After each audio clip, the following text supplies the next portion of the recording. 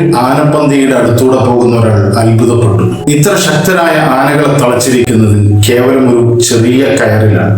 ശക്തിയുള്ള ഒരു ജീവിയായിട്ട് പോലും ആന ആ കയറൊന്ന് പൊട്ടിക്കുകയോ അത് പൊട്ടിക്കാൻ ശ്രമിക്കുകയോ ചെയ്യുന്നു.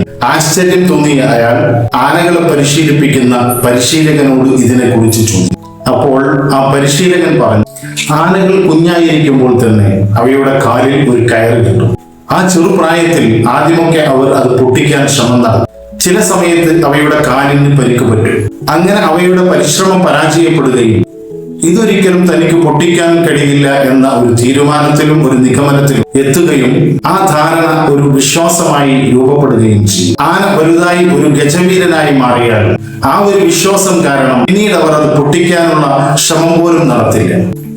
ഇതുപോലെ തന്നെയാണ് മനുഷ്യൻ. ചെറുപ്പകാലങ്ങളിൽ നാം കേൾക്കുകയും കാണുകയും അനുഭവിക്കുകയും ചെയ്യുന്ന കാര്യങ്ങൾ, അവയിൽ നിന്നും ഒരു വിശ്വാസം രൂപപ്പെടുകയും അത് നമ്മുടെ സബ് കോൺഷ്യസ് മൈൻഡിൽ കയറിക്കൂടുകയും ചെയ്യും. അങ്ങനെ കണ്ടീഷൻ ചെയ്യപ്പെട്ട നമ്മൾ പലതും ചെയ്യാൻ കഴിയില്ല എന്ന് വിശ്വസിക്കുകയും പലതിനും മുതിരുക പോലും ചെയ്യാതിരിക്കുകയും ചെയ്യും. അറിവും പരിചയവും സ്വായത്തമാക്കിയ നാം ഒരുപാട് വളർന്നുവെന്ന് ചെറുപ്പകാലങ്ങളിൽ നമുക്ക് ചെയ്യാൻ കഴിയാതിരുന്നത് പലതും ഇപ്പോൾ നമുക്ക് ചെയ്യാൻ കഴിയുമെന്നും സ്വയം മനസ്സിലാക്കി നെഗറ്റീവ് ബിലീഫ് സിസ്റ്റങ്ങളെ മാറ്റിവെച്ച് ആത്മവിശ്വാസത്തോടെ നമുക്ക് മുന്നേറാം.